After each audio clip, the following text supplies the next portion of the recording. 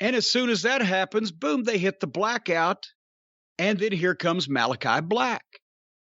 And again, whether you've seen this guy or not, whether you have watched this program or not, for a new viewer who's watched wrestling in the past but doesn't know anything about this program or whatever, you would want to sit and well, who the fuck is this and what is he going to do?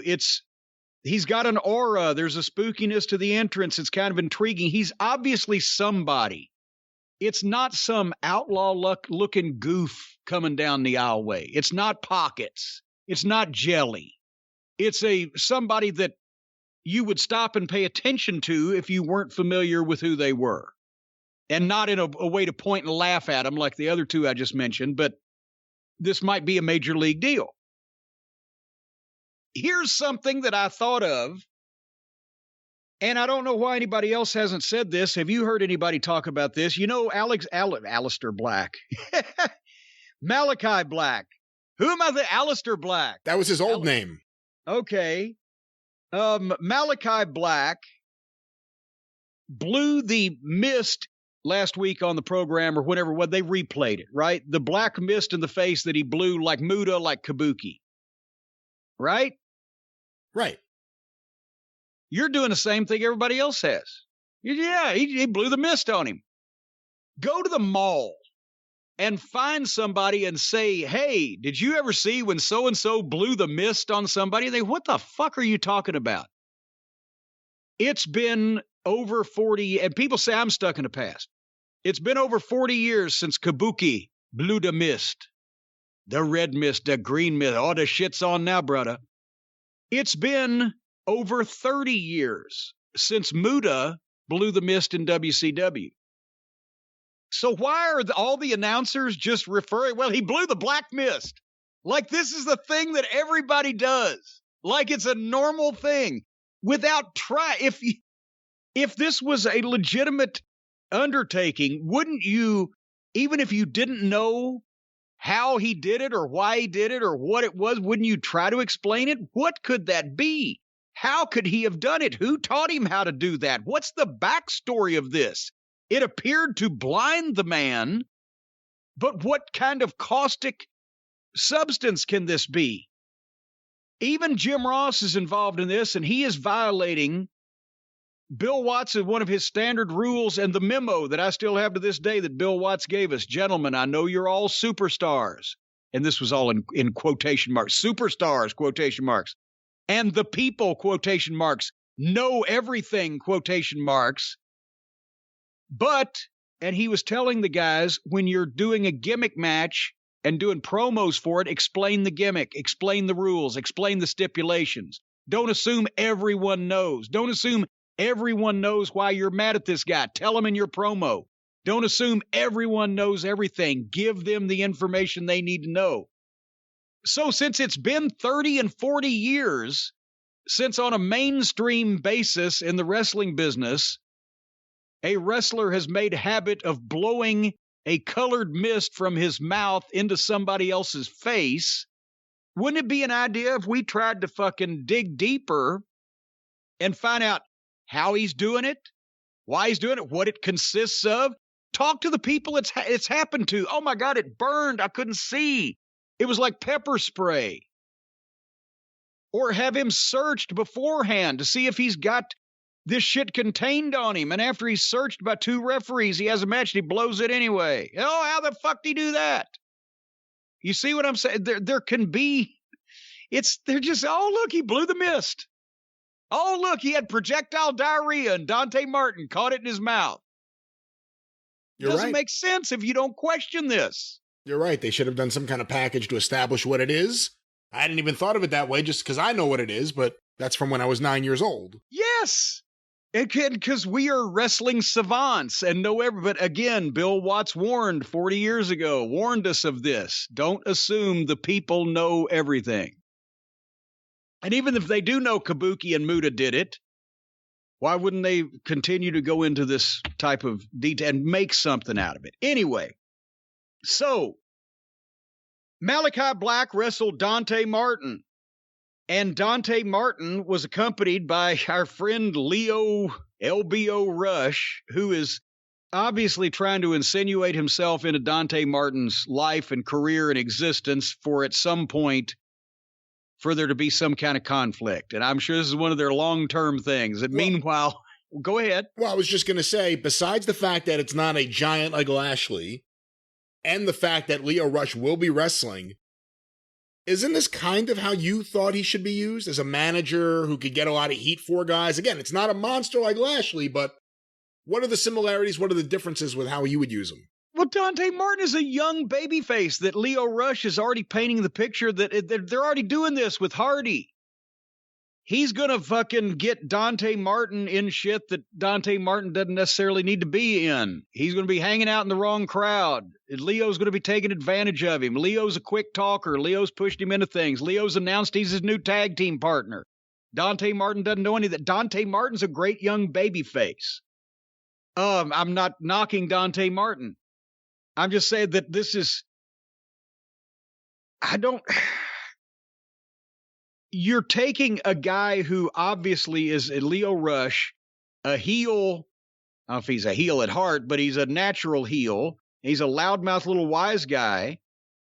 And he's going to insinuate himself into Dante's life and start calling shots in some respect while Dante's brother is off with the injury. But at some point, unless they're going to try to turn Dante Martin heel, which would be stupid, because the best part about him is his flashy flying and his young innocence. So they're setting up another fucking manager takes advantage of his pupil deal, I would assume, which is what they're doing over with the Hardys. And Dante Martin is just getting established. So now you've got a distracting side story of what's going to happen with his, loudmouthed, possibly shady manager, rather than the attention should have been on this fantastic fucking match they had. This was one of the best TV matches that they've had on this program. From the start of it, Malakai Black did two of the best arm drags that I've ever seen in a wrestling ring from anybody, even Steamboat, and got applause for him. And Dante Martin should have shared in that applause because he took them perfect. Because that's the art, too. This was easily Malakai Black's best performance in the ring since he's been there. It was even Malakai Malek's best performance there, too. Even both of them. No, and that's the thing. Dante Martin got to do some shit, but Malakai Black kept in control. He's the bigger guy. He was aggressive. He was vicious. He was quick. He did some weird, different type, that weird leg shit that he did. Dante Martin had to fight for everything because he's a younger kid and you want to feel sorry for him because he's got that innocent face, as they used to say, the white meat baby face. Finally, Dante fights for shit. And finally, when he hit that flip dive onto Malakai, and they had a ramp rather than, so you could dive over the top and onto the ramp. It was level with the apron. So he hits in that and threw him back in the ring like he was going to try to beat him. Imagine that. That's unheard of.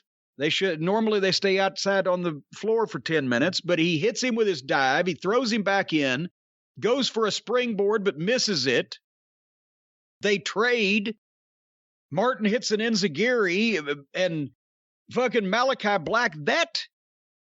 They call it a meteora. And I've seen a few people do that now. And I don't know how a guy that size does that move as well as he did in this instance, especially to Dante Martin, without either killing the guy you're doing it to or tearing both your PCL ligaments in your knees when you land. It got a real nice pop on the false finish. He hit the Meteora, a kick, and a German and got a 2 count. And then Dante Martin hit that Hurricane Rana off the top, which is a little dodgy, but they both sold it. And then Dante Martin did the springboard double jump moonsault that he was going for before that he missed, and he was supposed to hit this one. Well, he almost missed it, but Malakai Black got underneath him just in the nick of time, so we'll give him that one. But he's trying stuff with a high degree of difficulty. This match was so good back and forth. I can forgive a few bobbles. But then finally, help me on the finish. Because Malakai Black finally gets a single-legged Boston Crab on him, and he's cranking back on it, but it looked like he either started choking, coughing, was he selling something that he was dizzy or whatever, but he let go of it, and the announcers were questioning, why did he do that? And I didn't catch it either. I didn't get what the cause was of that. What was going on there? Well, if the announcers are questioning it, what do I know? Well, I mean, did you have any? I have no idea. Feeling of that? No. It was a little strange, whatever. But maybe the whatever was in his stomach for the mist. It was, sometimes it works, sometimes it makes you sick. I don't know. But anyway, Martin finally missed a jump, and Malakai Black hit that fucking kick. Boom, 1, 2, 3, and the people cheered like crazy because Gordon Black is getting over as a babyface, especially after he kicked shit out of Cody. And that's the problem you're going to have with this crowd that's all over smart. Any heel that's any good, they're going to cheer him too. But you have to be realistic about Malakai Black. I agree with you to a point. But they brought him in and put him up against a babyface who's only a babyface because he's forcing himself to be a babyface because the people aren't reacting to him that way. So he's a bino. So of course they're going to cheer Malakai. If Malakai was up against one of the top babyface, like whether he's a heel or a babyface, someone who the fans treat like a babyface, then maybe they'd boo him. But the whole Cody thing set him up to be a babyface. Well, but this gimmick for that crowd, I mean, MJF tells them some horrible truths about themselves. So I can see him having heat, but a guy with a spooky gimmick and looks good, his shit looks good and everything, they're going to have a hard time getting heat on any heel in that environment because everybody's too smart for their own good. But anyway, it was a really good match. This was the way to open a fucking show and commercial free. So I have to, again, hold on. Oh, thank you. They had some wrestling on the program. And some people are losing their fucking rabbit-ass minds. Cornette's on Tony Khan's payroll now. He's accepting a check. He'll be there any moment. Because after 2 years, they finally have like 6 good fucking matches. And, my God, before it was, Cornette wouldn't say anything about him even if they were any good. And so now every once in a while, a blind squirrel finds a nut and they do something good, and Cornette's on the payroll. Tony Khan can't afford me. He's only got $8 billion. I got shit to do. Malakai has been really good. It was a great opening match, and we've talked a lot about him. I hate the fact that he's going to have to do a job to Cody, because it seems like that's what's being set up. We'll talk about that in a little bit. Dante Martin. I have a question that was sent in. I was probably going to ask you later on about the 4 pillars of AEW. I'll save it for later. But it makes me wonder what his future is, because everything they've done with him, he's been used right. He looks good. He's doing flashy stuff that people pop for. He seems like a natural babyface, probably even better than Pillman Jr., because Pillman Jr., it's a little over the top, the babyface-ish. This guy just seems like a real guy. And by the way, where is Brian? I don't know. I'm taking care of Griff, if I had to guess. Well, but here's another thing. Tony, jot this down if you would in your notebook. Just don't hold it toward the camera next time you post for a picture.